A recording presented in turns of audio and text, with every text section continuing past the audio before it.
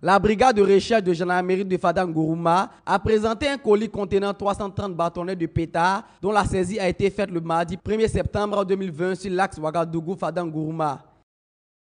Le mardi 1er septembre 2020, vers 10 h, la brigade de recherche de gendarmerie de Fada-Ngourouma a été informée par le poste de contrôle des douanes sur l'axe Ouagadougou-Fada, la RN4, de la découverte d'un sac contenant des explosifs.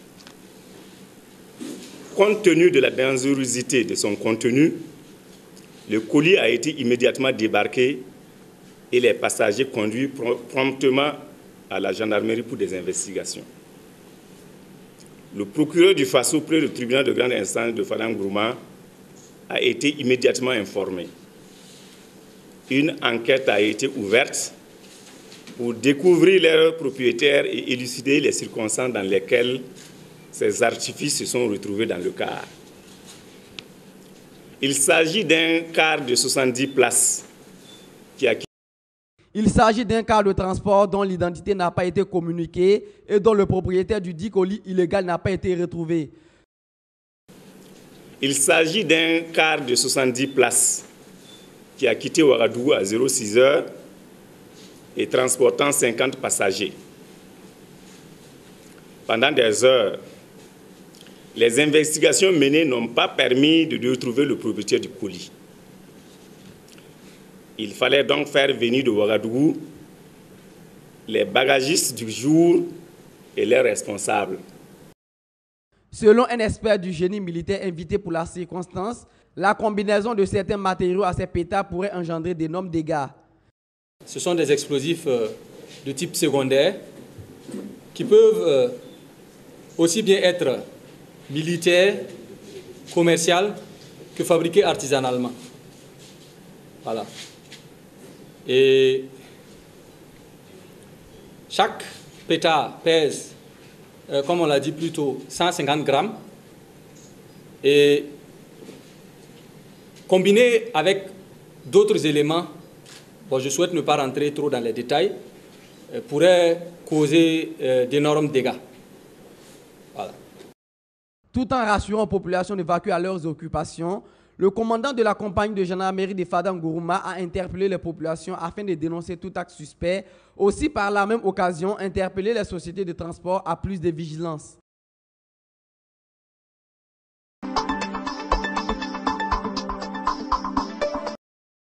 Nous sommes au secteur 4 de Koulouba, un quartier de l'arrondissement 1 de Ouagadougou. Dans cette cour entièrement en banco, Dame Nature surprend les habitants. Depuis dimanche, la terre transpire dans les pièces à coucher, obligeant ainsi les occupants à déménager. Les origines de cette inondation restent encore méconnues. Cependant, l'eau qui proviendrait du sous-sol a déjà fait des dégâts. Plusieurs maisons sont tombées. C'est cette année-là seulement que l'eau a fait comme ça. Sinon, nous ne connaissons pas ce problème. Les âges de l'ONEA sont passés. On dit que non, que ce n'est pas problème de l'ONEA. Le problème, là, c'est ce sous-sol-là qui est coulé l'eau là comme ça. Nous, on croit que c'est l'étage là, le gars là qui a construit le mur là, c'est ça qui a provoqué ce problème. Mais on ne sait pas au juste le problème, ça sort. Nous, on ne sait pas au juste. Face à l'urgence, ce sont des perforations faites au pied des murs qui permettent pour l'instant l'évacuation des eaux. Dans cette autre cour voisine de la première, même constat. Malgré la détermination de vider l'eau de cette pièce, celle-ci continue de couler. C'est mouillé, non? Donc il traverse l'autre maison là, venir rentrer en bas de cette maison là, pour partir là-bas, dans cette maison là. Donc c'est-à-dire la nappe même en bas là même là, c'est de l'eau carrément. Il faut qu'on parte seulement. Cette maison là a été construite avant la naissance de ma maman, avant 1960. Donc, et puis le coin même est sur une nappe d'eau. Donc c'est vraiment pas bien. Bon, on n'y peut rien. On compte déménager seulement, aller en location. On n'a pas le choix. Dans ces deux concessions de l'ère voltaïque, les habitants sont désespérés face à ce phénomène naturel pour le moment inexplicable. Si rien n'est fait dans les prochains jours, la catastrophe risque de prendre une autre tournure et les maisons s'écrouleront définitivement sous la pression aquatique.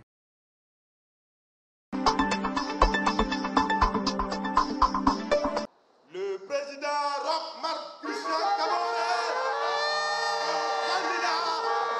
à l'élection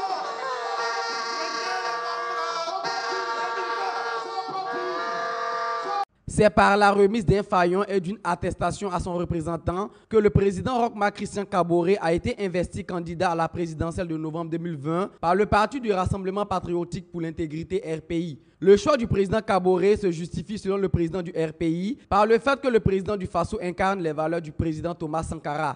Les regroupements, les retrouvailles, c'est juste un petit constat, c'est juste un petit instrument de mesure et vous verrez que le président Roch Marc Christian Kaboré est un Thomas Sankara à sa manière, entre guillemets. Un Thomas Sankara en démocratie. Un Thomas Sankara en démocratie doit être différent d'un Thomas Sankara en révolution. Loin de critiquer la gestion du pouvoir en place, le parti du mortier et du pilon s'inscrit dans la logique d'encourager les efforts consentis pour la bonne marche du pays. Il avait un programme avec lequel il s'est défendu pour se faire élire. Et du coup, cette catastrophe naturelle est venue en lui, et il a fallu, avec patriotisme, avec intégrité, réadapter ses moyens, réadapter ses efforts pour affronter. Donc, nous ne pouvons pas critiquer. Nous allons peut-être l'encourager à affronter avec abnégation cet obstacle de développement. Une occasion saisie par le représentant du président du Faso de remercier le RPI pour avoir placé sa confiance au chef de l'État. Et avec le RPI, je sais que si le président du Faso compte avec le RPI, le 22 novembre, un coup KO. Tout en réaffirmant leur soutien au président du Faso, la jeunesse du RPI a souhaité qu'un cadre plus favorable leur soit destiné afin de participer aux instances décisionnelles du pays.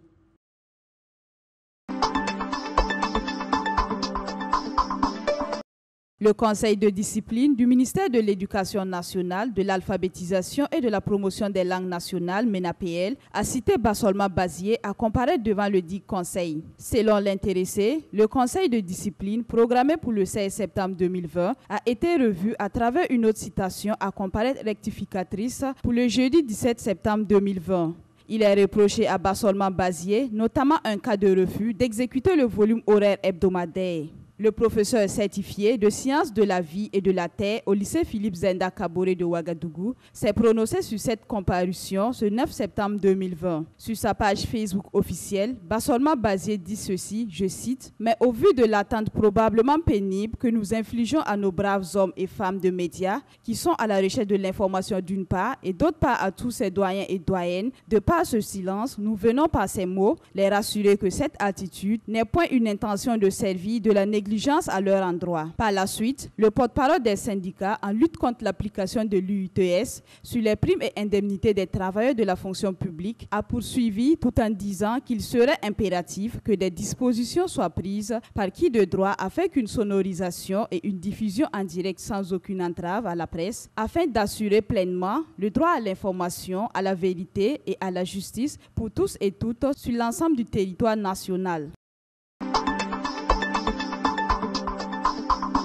Je déclare ce jour 8 septembre 2020 ouverte la 16e édition de la Semaine du numérique. C'est parti pour une semaine dédiée au numérique en ligne. Du 8 au 10 septembre prochain, les acteurs du numérique réfléchiront sur les opportunités et défis de l'intelligence artificielle. Le choix du thème de cette Semaine du numérique est une invitation à la réflexion sur une feuille de route sur le positionnement de l'intelligence artificielle dans l'économie numérique du Burkina Faso, mais également la position de notre pays dans l'univers technologique. L'intelligence artificielle est un processus d'imitation de l'intelligence humaine afin de permettre à la machine d'exécuter des tâches humaines à travers l'utilisation des données. Pour la ministre en charge de l'économie numérique, la Semaine du numérique est un cadre pour l'ensemble des acteurs de discuter des avancées technologiques dans le monde du travail. Placé sous la présidence du chef du gouvernement, Christophe-Marie Dabiré a rappelé au cours du lancement l'importance du numérique sur le plan éducatif. Et si nous voulons justement que l'éducation par le numérique puisse devenir une réalité, il faut effectivement que nos différentes universités aient des bandes passantes beaucoup plus évoluées pour permettre à tout le monde de pouvoir accéder en temps réel au bénéfice du numérique. Donc, il y a des efforts qui sont faits aujourd'hui. Nous sommes en train de capitaliser ces différents efforts. Nous allons poursuivre le travail parce que la fibre optique et la création du point d'atterrissement virtuel de Fadane Gourma, ce sera pour bientôt. Par ailleurs, les consommateurs déplorent les difficultés rencontrées dans l'utilisation du numérique. Bon, très franchement, pour se connecter, généralement, on se rend compte que même avec les différents forfaits des opérateurs mobiles, c'est toujours compliqué. À quelque chose près, malheur est bon, c'est en ces termes que la ministre a saisi l'occasion pour indiquer le rôle catalyseur du coronavirus dans l'utilisation du numérique. Ainsi, en termes de dividendes, je cite, « Nous avons assisté en quelques semaines à ce que plusieurs décennies de plaidoyer n'auraient pas réussi à avoir, c'est-à-dire amener la société mondiale à adopter les solutions en ligne. » Fin de citation.